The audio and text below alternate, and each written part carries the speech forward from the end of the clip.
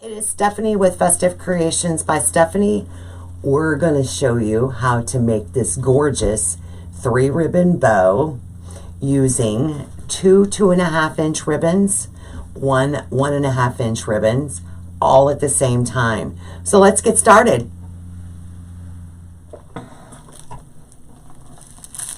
All right, so let's get our ribbon set up. Now, if you do not have a spool holder, guys, I'm telling you, the best thing to do is just throw your ribbon on the floor. If you're going to do a 3-ribbon bow,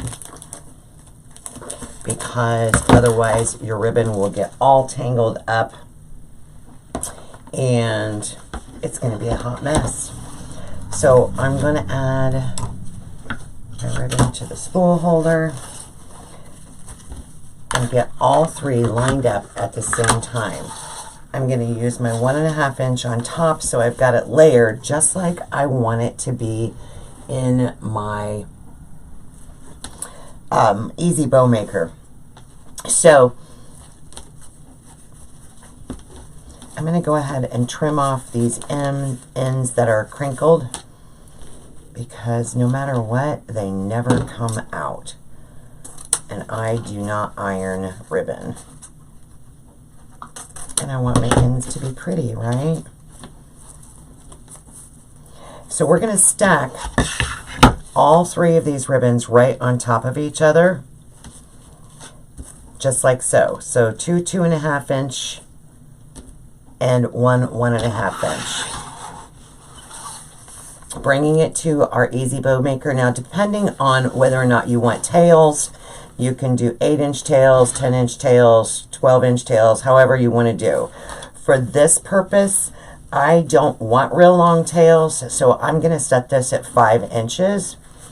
And I'm going to bring my 3 ribbons all at the same time, bring them into my EZ Bowmaker, and twist. Push that all the way down to the bottom. Also, too, depending on your preference, you can dovetail these prior to this portion of it. However, I usually wait until afterwards to do all of my dovetails for this ribbon. Now, my ugly side is up. Depending on what size you want to make your bow, this one's going to be a 6-inch loop. So I'm going to measure out to the 6-inch mark,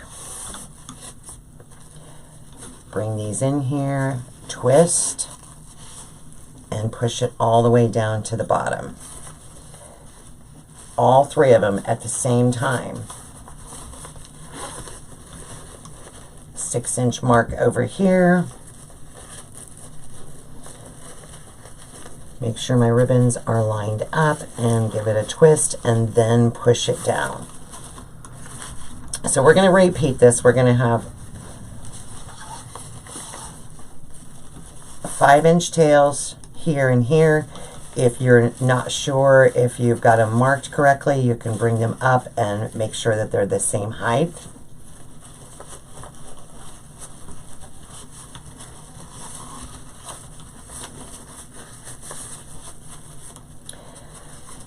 And we're going to do one more 5-inch on each side.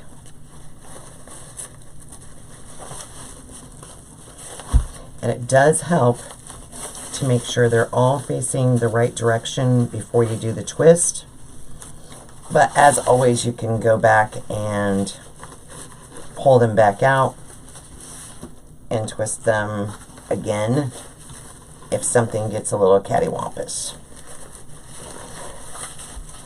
So we've made 4 loops using the 5-inch. Now we're just going to go in and we're going to bring this back about 1 inch. So the next loop is going to be 1 inch in. Find your placement, give it a good twist. If you have difficulty with your ribbons in the center, it's all in the twist. Give it a good Yeah, tight twist. Now we're going to do a 4-inch on the other side.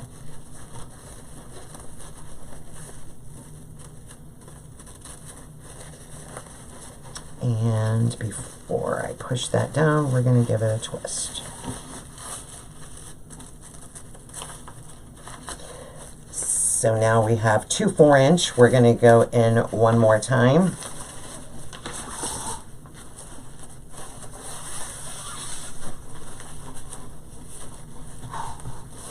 And this time we're going to go into a 3-inch. So we're going to bring it back one more inch. So now you can see that we have layers going on here. We've got 2 of the largest layers, the 5-inch on the bottom, we have a 4-inch, and now we have a 3-inch. Repeat this on the other side.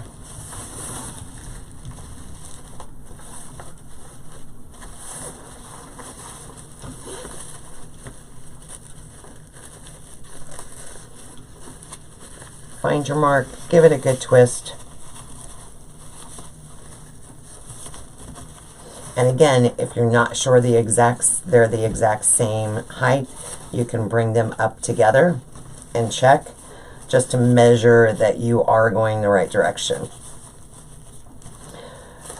And now we're going to give this center, after we straighten out the ribbon here, make sure it's good and level and evened out, and give this a good twist again so that our pretty side is now facing upward. I'm going to cut that off, and we're done with the ribbon spools. Now, depending on what you're using this bow for, there's a few options that you can use to add a bow to your design. You can use floral wire, and depending again on what you're going to use it for, the strength of your floral wire is going to be up to you. Most of the time I use a 26 gauge. This one's going to be a 22 gauge, which is a little heavier. You can also use zip ties. So you can tie this off with a zip tie or a chenille stem or pipe cleaner. Now, one thing with the chenille stem or the pipe cleaner with this bow is that when you get done, you're more likely to see this finished in the finished product. So that's why I'm using the floral wire, because when we get done fluffing this bow, the mechanics of the floral wire are less likely to be seen and noticeable. So I'm going to cut off a piece about 24 inches in length. I'm going to lay this right on top at the center point. So the center point of my floral wire. Lay that on top. I'm going to hold down on this, and now I'm going to pull up from the bottom, capturing all the ribbon. As I pull off my ribbon, I want it to stay in an upright position. And now we have our ribbon here. I'm going to bring this in tightly, squeeze my ribbon together because I want this to be as tight as possible, and we are going to take that floral wire. I'm holding it taut here. I've squeezed this together to make it compact. Make sure all of your ribbons are facing the right direction, because at this particular point, once we tighten the wire, you don't want to have to go back and move your ribbon around. So if it's shifted at all, you can move it at this point before you've twisted it. I just need to make sure that we're all facing the right direction, right? Now, I'm going to give it a good twist and twist again. And if you turn your ribbon rather than turn your wires.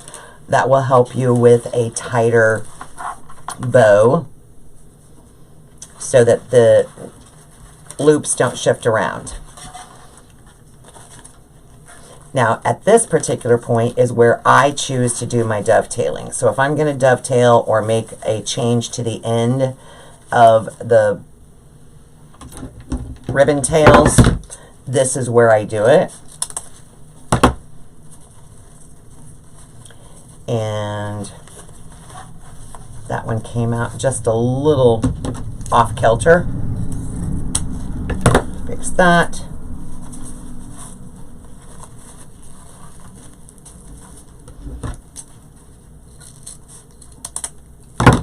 Right? I would not recommend attempting to try and fluff the bow at this particular moment. What I would do is attach this to whatever it is that we're attaching it to, and it depends on what you're attaching it to. If you're attaching it to a lantern handle, it's going to slide around. If you're attaching it to a wreath, that'll help anchor it.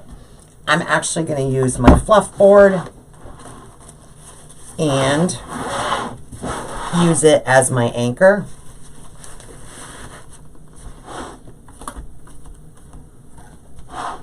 Ta-da! So now I'm going to start pulling these apart.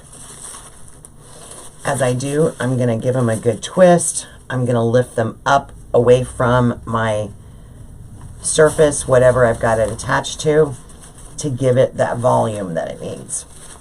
These tails are actually going to go opposite of my other tails. So I'm going to place those over there, give this one a good fluff, and you'll notice that I'm using the opposite. So the green's here, orange, orange, and then the plaid. So I'm going opposite of my ribbons, or I'm going adjacent. Whatever you guys want to call it. I don't care. So that's my first row. Now we're going to go to my second. And again, I'm looking at placement of my colors so that they're not all stacked on top of each other.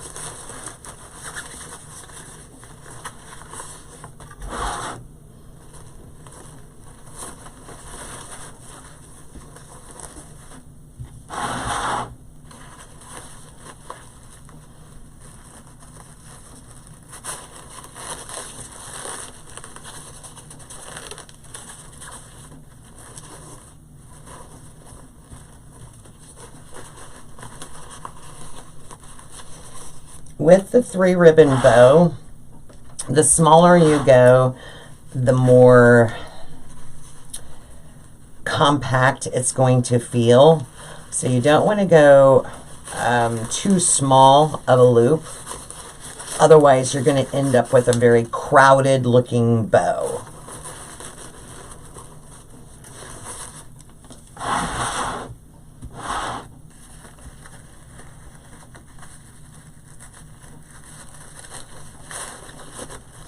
You can also do this technique with just 2 ribbons. And of course, 1 ribbon.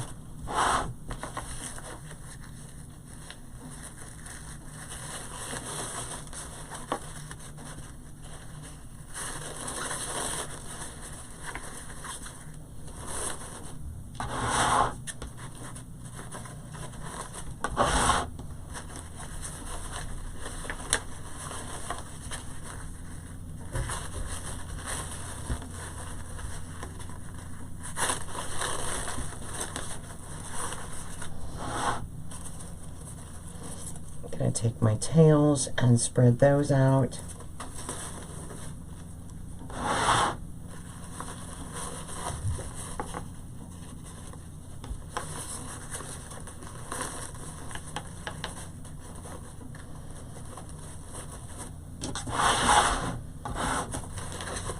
If you're anything like me, doesn't matter how many times you do this,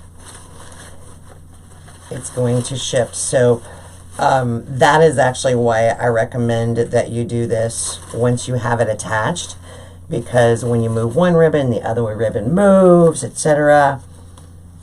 So make sure that you're on your final product, or try to get on your final product to do the fluffing part of this. All right, guys.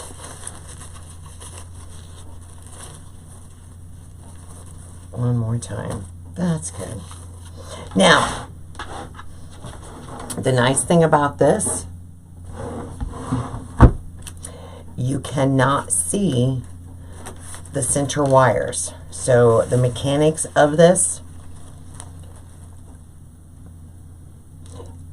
the customer now cannot see that green wire, floral wire that I used. So that's what I'm talking about when I recommend for this particular bow, when you're doing the 3-ribbon bow, use a floral wire rather than a zip tie or chenille stem, because it's very well hidden in there. It blends in very well, and it does not stick out like a sore thumb. All right, guys, that's simple. I can't wait to see your bows. Make sure that you share them with me. I would love to see what you made with your EZ Bowmaker using the 3-ribbon bow.